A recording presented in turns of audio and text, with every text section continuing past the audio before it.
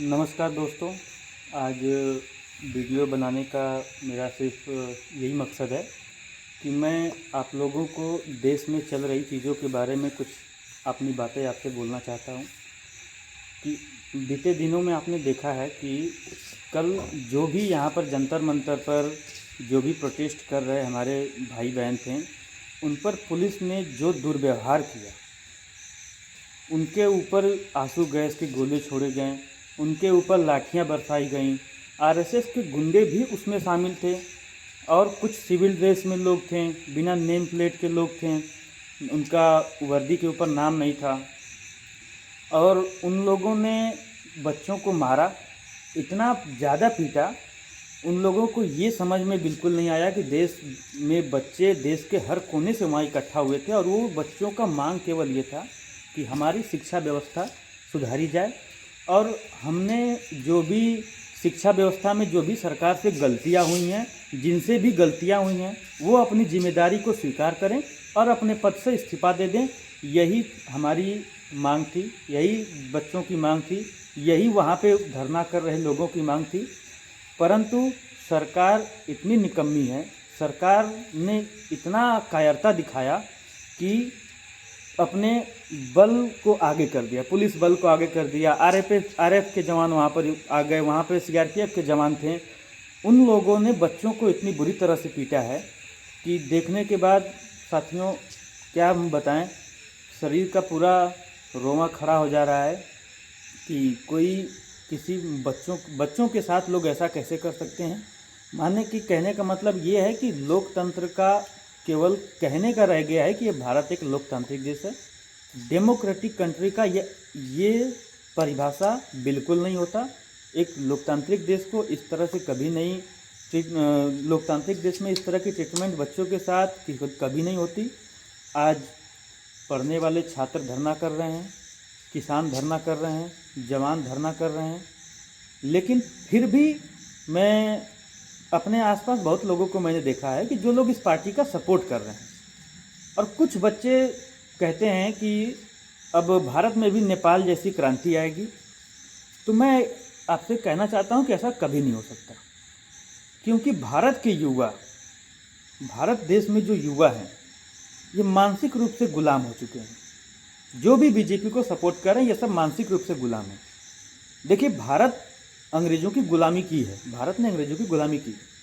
नेपाल पर भी अंग्रेज़ों ने हमला किया था, नेपाल को भी अंग्रेज़ों ने गुलाम बनाने की कोशिश किया था, लेकिन नेपाल के युवाओं में वो ताकत है, उनके अंदर वो जज्बा है, वो एकता है कि उन्होंने उनको इतना पीटा कि वो नेपाल कभी गुलाम बना ही नहीं।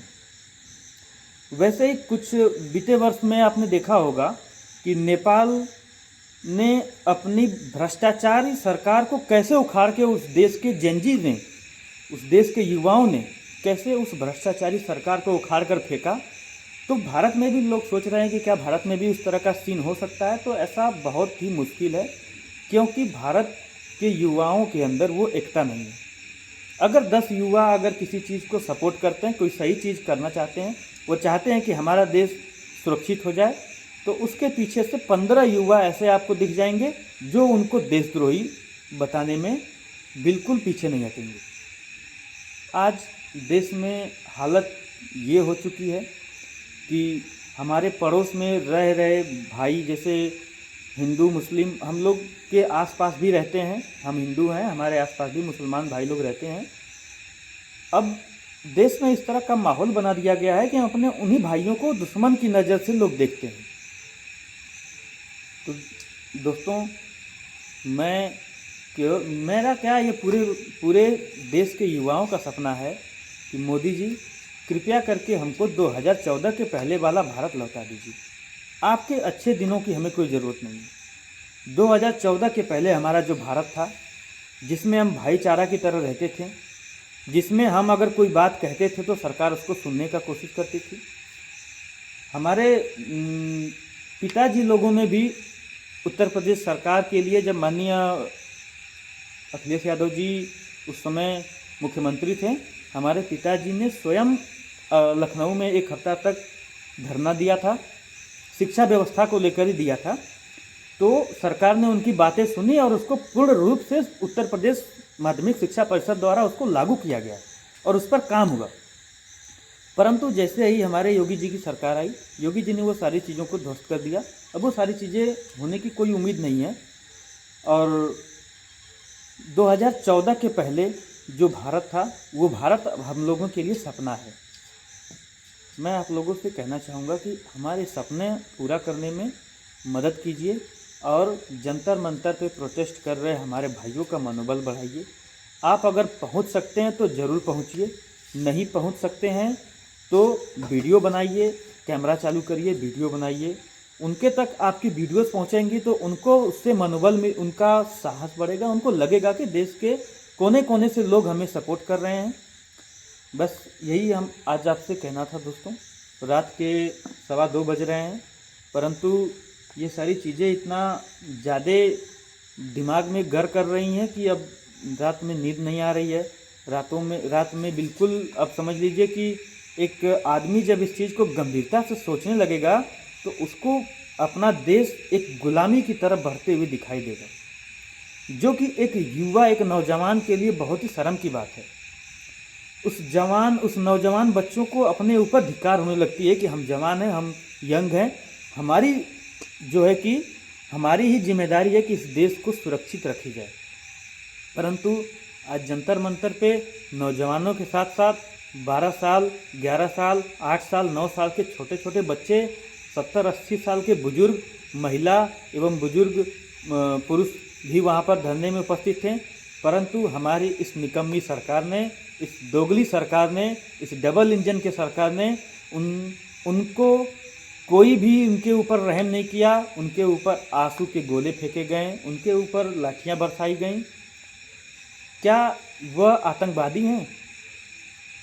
अगर वह आतंकवादी हैं, अगर शिक्षा की मांग करने वाले को आप आतंकवादी कहते हैं, अगर देश की शिक्षा व्यवस्था को सुधारने वालों को आतंकवादी कहते हैं, अगर किसानों को आप आतंकवादी कहते हैं, अगर आप देश में भ्रष्टाचार खत्म करने की मांग करने वालों को आतंकवादी कहते हैं, तो हम आतंकवादी ही हैं। तो आप समझिए कि हम आतंकवादी हैं, आप देशभक्त हैं। आपसे हमको देशभक्ति की प्रमाण नहीं चाहिए। आप हमको मत बताइए कि देशभक्त कौन है। बहुत सारे ऐसे लोग हैं जो अभी ये वीडियो देखेंगे तो उनको बुरा लगेगा। हमारे दोस्त भी हैं बहुत सारे ऐसे, उनको बुरा लगेगा। तो मैं उनसे सिर्फ यही कहना चाहता हूं कि भाइयों, अब ये कोई राजनीति का मुद्दा नहीं रह गया है, अब ये देश का मुद्दा है। आपने देखा कि जब आप इस बीजेपी में जो कांग्रेस जनता पार्टी जो प्रोटेस्ट कर रही है, आपने देखा होगा कि बड़े बड़े क्रिकेटर जिनके लिए कभी हम आपस में लड़ा करते थे, उनमें से एक ने भी आवाज़ उठाने का हिम्मत नहीं किया। हिम्मत मैं ये नहीं कहूँगा कि उठाया नहीं, उनके अंदर इतनी हिम्मत नहीं है। इतने कमज़ोर और इतने निकम्मे लोग हैं, वो इतने जाहिल हैं, इतनी उनके औकात नहीं है कि वो एक ट्वीट कर दे। आँख मूंद लिए हैं, केवल आँख बंद करके वो जो हो रहा है देश में। अभी हमारे कुछ, मैं नाम नहीं लूँगा, लेकिन कुछ फिल्म स्टार हमारे बाहर हैं, दूसरे देशों में हैं। वही मतलब कुछ बहुत सारे फिल्म स्टार हमारे इसमें आए और इस पर बोले, युवाओं के साथ थे, वहाँ पे प्रोटेस्ट में शामिल हुए।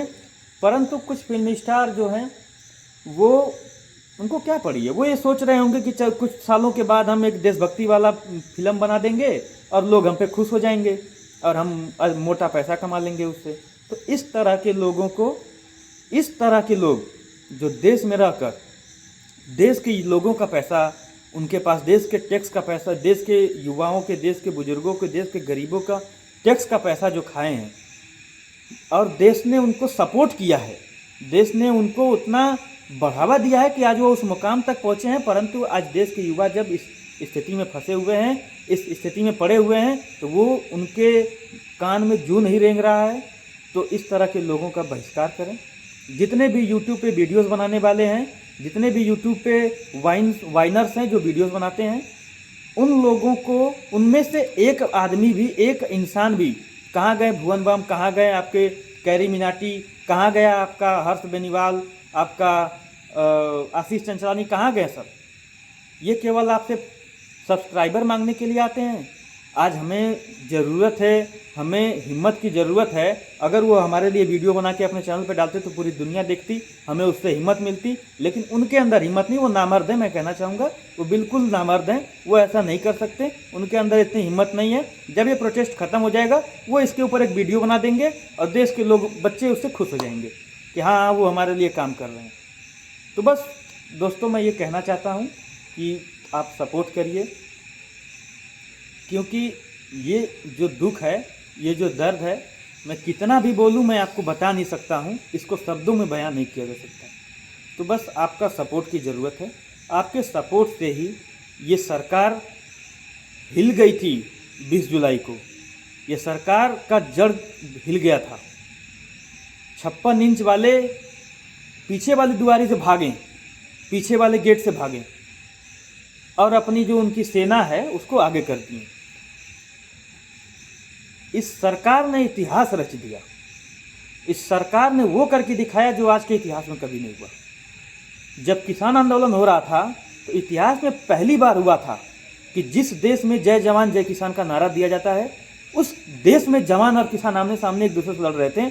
इस देश में ऐसा कभी नहीं हुआ था। ये किसानों की धरती कही जाती है भारत को, भारत को किसान प्रधान देश कहा जाता है, परंतु इस देश में किसानों का ही सम्मान नहीं हो रहा, किसान के बेटों का सम्मान नहीं हो रहा। तो आखिर ये देश किस तरह से लोकतांत्रिक है? इस देश में ऐसा क्या है कि जो लोकतंत्र के हिसाब से चल रहा है? मुझे तो यही चीज़ें नहीं समझ में आती हैं। बाकी आप लोगों से सपोर्ट की मैं बहुत अपेक्षा करता हूं दोस्तों, आप लोग सपोर्ट करिए। अभिजीत दिपके भाई का मनोबल बढ़ाइए, तमाम भाइयों का मनोबल बढ़ाइए जो वहाँ पर उपस्थित हैं। अगर आप जा सकते हैं तो आप भी जाइए। बाकी आप लोगों की इच्छा है। जय हिंद, जय भारत।